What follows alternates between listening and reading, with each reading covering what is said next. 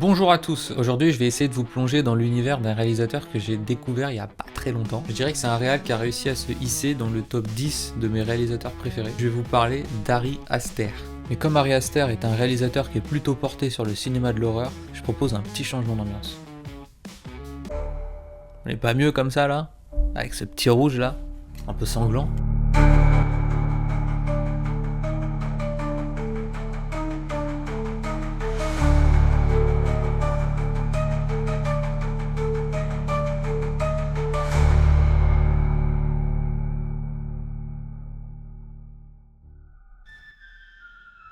Ari Aster est né le 15 juillet 1986 à New York. Et comme beaucoup d'ados à son époque, il passe un temps fou dans les vidéoclubs. Mais contrairement à ses pairs, qui se gavaient de Pulp Fiction ou pleuraient en secret devant Titanic, Aster avait un appétit particulier pour les films de genre et en particulier pour les films d'horreur. Il s'est nourri de films comme Rosemary Baby, Persona, Répulsion, Playtime ou encore Johnny Guitar. Des œuvres qui explorent le cinéma de psychologie, de spiritisme, et surtout un cinéma de contemplation et un cinéma qui a le souci du détail. Cette boulimie cinématographique a naturellement éveillé en lui une passion qui l'a poussé à faire du cinéma son métier. De petits scénarios griffonnés dans un coin, il a fini par se faire une place dans l'industrie du cinéma.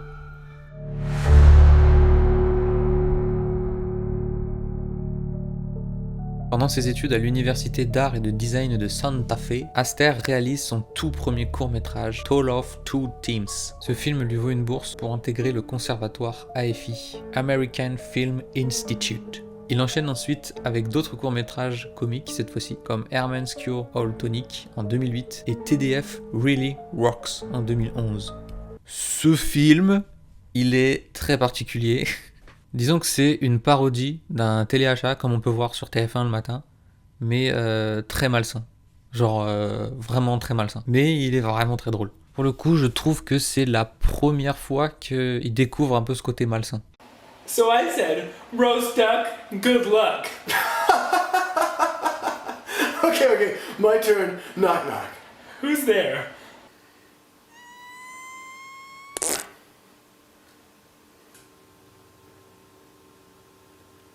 Okay, what kind of fart was that?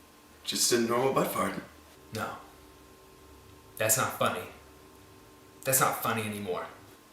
I'm sorry, I had no idea. Hey, that's okay. I'm okay. You just don't know about Tino's new product. Introducing the newest product from Tino's Alternative Toiletries. It's Tino's Dick Fart! Je l'ai dit, hein, c'est très bizarre, c'est drôle, mais très bizarre. Mais c'est en 2011 qu'il frappe très fort, car il sort The Strange Thing About the Johnson. Ce film de fin d'études met en scène une famille tout à fait normale aux États-Unis, à ceci près que c'est une histoire, comment dire, le père et le fils, mais pas comme on pourrait c'est une histoire d'inceste. C'est une histoire d'inceste où c'est pas le père qui abuse du fils, mais le fils qui abuse du père. Ce film est dérangeant, provocateur, mais c'est exactement ce qu'il fallait pour lancer officiellement le genre Ari Aster. All right, shoes on, mister. Wait, don't. Jeez. I'm cleaning in I here. knocked. Isaiah, is it okay if I come in? Yeah. What you were just doing, which I had no right to interrupt without knocking. And I'm sorry. But what you were doing was completely natural. And normal and to be expected. And I just wanted to come in, not to make it weird, but just to make sure you weren't feeling strange.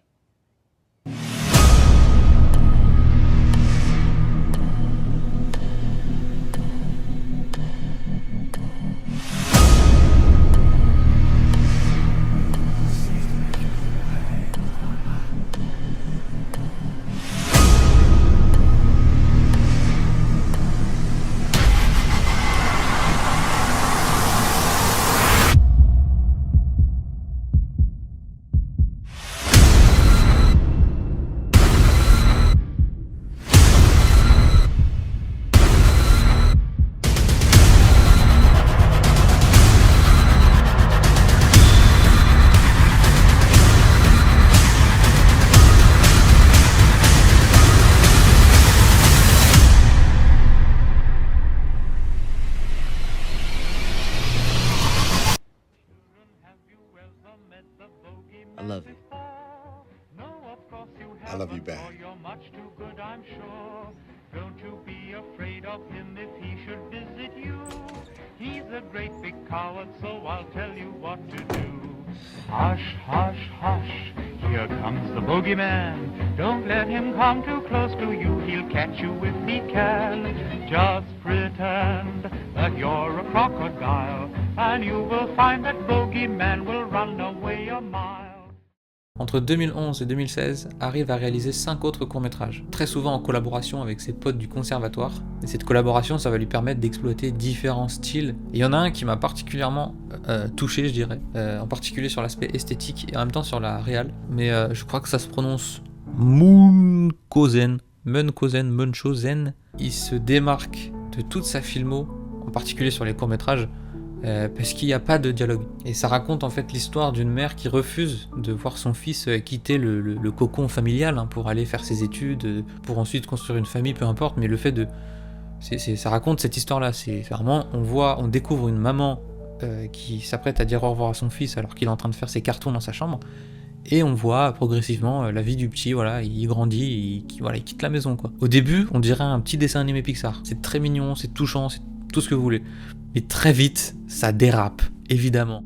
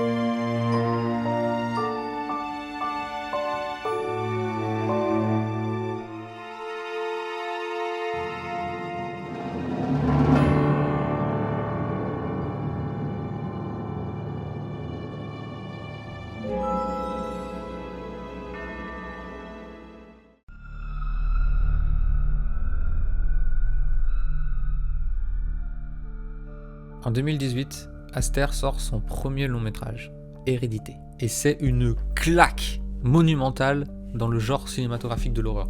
Comment vous expliquer ? Apprécié par toute la critique, le public, tout le monde a kiffé ce film. Pour moi, Hérédité, c'est peut-être le meilleur film d'horreur de la décennie. Et d'ailleurs, c'est une production A24. Et j'ai une théorie comme quoi tous les films qui sortent de A24 sont des réussites. C'est un avis objectif. Et vous n'avez pas le choix que de suivre mon exemple. Si vous n'aimez pas les films A24, vous n'aimez pas le cinéma.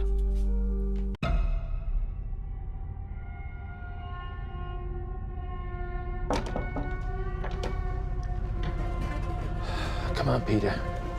There's your suit.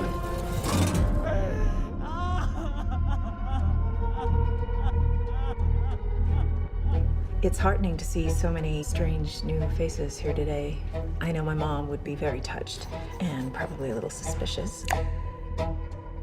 My mother was a very secretive and private woman. It's Grandma. You know you were her favorite, right? Even when you were a little baby, she wouldn't let me feed you because she needed to feed you. She was a very difficult woman, which maybe explains me. I recognize you from your mother. What? Sometimes I swear I can feel them in the room.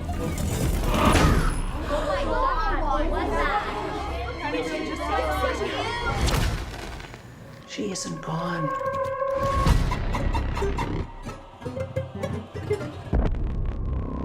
She had private rituals, private friends. Who's gonna take care of me? You don't think I'm gonna take care of you? But when you die, And she wasn't altogether there. At the end.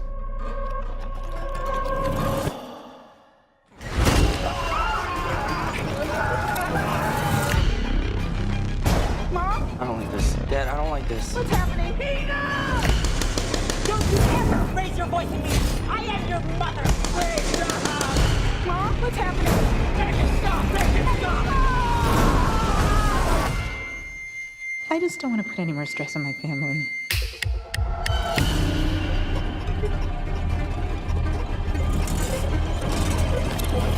Avec Hérédité, Aster montre qu'il est le maître du cinéma d'horreur moderne. Chaque scène d'Hérédité est un tableau de tension pure. Mais attention, Hérédité c'est pas du jumpscare facile, c'est une descente aux enfers lente et méthodique où chaque détail compte. Vous allez passer plus de temps à scruter les tableaux et les murs qu'à suivre le dialogue.